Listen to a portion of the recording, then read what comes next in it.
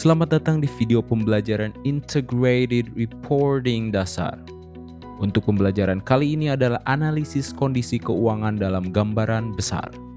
Ada 4 perspektif yang perlu diketahui. 1. Perspektif finansial atau pengelolaan. Berikut adalah pertanyaan dan hasil utamanya. 2. Perspektif pelanggan dan pemangku kepentingan. Berikut adalah pertanyaan dan hasil utamanya.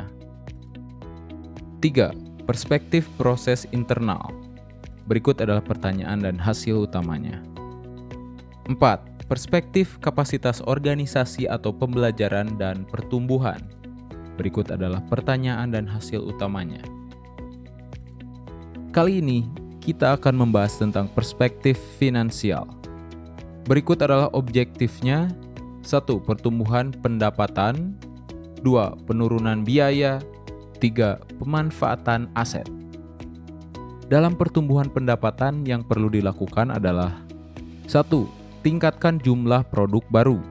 Pengukurannya berupa persentase pendapatan dari produk baru. 2. Ciptakan penerapan baru.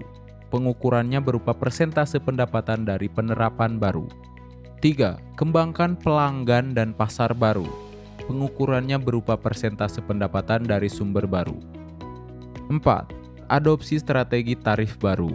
Pengukurannya berupa profitabilitas produk dan pelanggan. Dalam penurunan biaya yang perlu dilakukan adalah 1. Turunkan biaya unit produksi. Pengukurannya berupa biaya unit produksi. 2. Turunkan biaya unit pelanggan. Pengukurannya berupa biaya unit pelanggan. 3. Turunkan biaya saluran distribusi. Pengukurannya berupa biaya per saluran distribusi. Dalam pemanfaatan aset yang perlu dilakukan adalah tingkatkan pemanfaatan aset.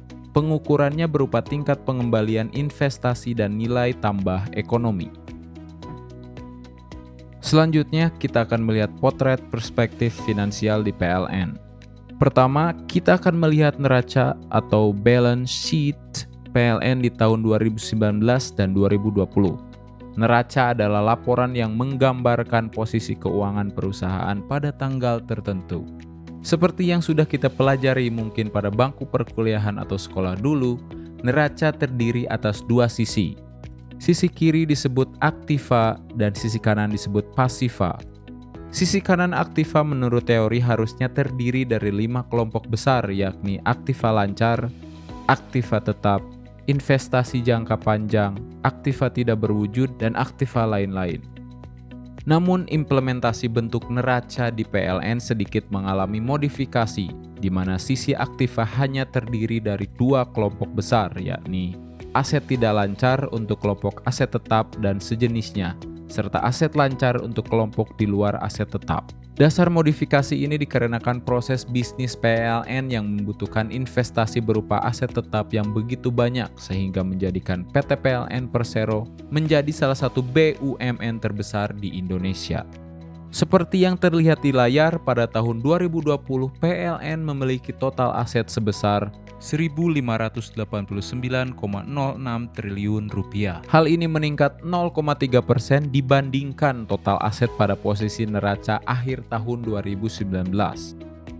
Selanjutnya pada sisi satunya yakni pada pasiva, kita dapat melihat bahwa pasiva di PLN terdiri dari liabilitas atau hutang dan ekuitas atau modal.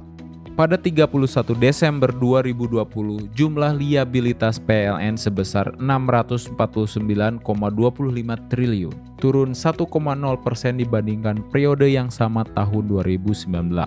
Sedangkan untuk ekuitas PLN itu sendiri pada tahun 2020 naik 1,1%. Kenaikan ekuitas terutama disebabkan oleh penambahan modal ditempatkan dan disetor penuh sebesar Rp20,16 triliun untuk mendukung penguatan struktur modal PLN agar mampu meningkatkan leverage perusahaan dalam mencari tambahan dana, guna memastikan penyelesaian pembangunan infrastruktur ketenaga listrikan. Sebab lainnya adalah peningkatan saldo laba sebesar Rp5,2 triliun dari tahun 2019. Data lengkapnya dapat dilihat di gambar-gambar ini. Selanjutnya kita akan melihat laporan perhitungan laba rugi PLN tahun 2019 dan 2020. Laporan perhitungan laba rugi sendiri adalah laporan yang menggambarkan kinerja komprehensif selama satu periode tertentu. Laporan ini terdiri dari 6 poin utama, yaitu pendapatan usaha, beban usaha, laba sebelum pajak, beban pajak, dan laba tahun berjalan.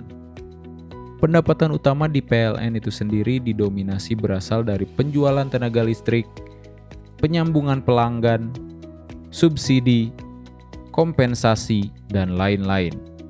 Tahun 2020 ini pendapatan usaha mengalami penurunan 3,9%. Penurunan terjadi karena berbagai sebab. Sebagai contoh, untuk penjualan tenaga listrik turun 0,4%. Hal ini akibat pandemi COVID-19 sehingga volume penjualan tenaga listrik menurun. Contoh lainnya, pendapatan biaya penyambungan pelanggan turun 95,5% akibat penerapan PSAK nomor 72, pendapatan dari kontrak dengan pelanggan. Beban usaha juga mengalami penurunan, yaitu sebesar 4,6%. Data lengkapnya dapat dilihat di gambar ini.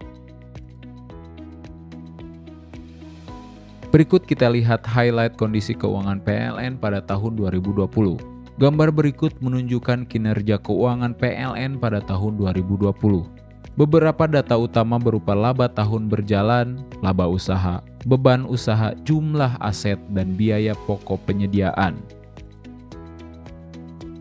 Sementara berikut adalah ikhtisar keuangan PLN tahun 2020. Di gambar-gambar berikut dapat dilihat ikhtisar posisi keuangan, ikhtisar laba rugi komprehensif konsolidasi, distribusi laba tahun berjalan, dan distribusi jumlah penghasilan komprehensif tahun berjalan.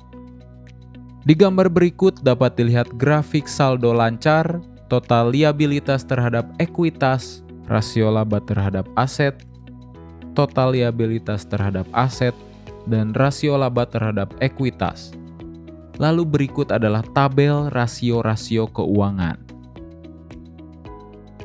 Terakhir berikut adalah tabel penjualan listrik berdasarkan segmen pelanggan, tabel daya tersambung per segmen pelanggan, tabel jumlah pelanggan per segmen pelanggan, grafik pertumbuhan penjualan tenaga listrik, dan tabel total penjualan tenaga listrik. Terima kasih. Sampai jumpa di video pembelajaran berikutnya.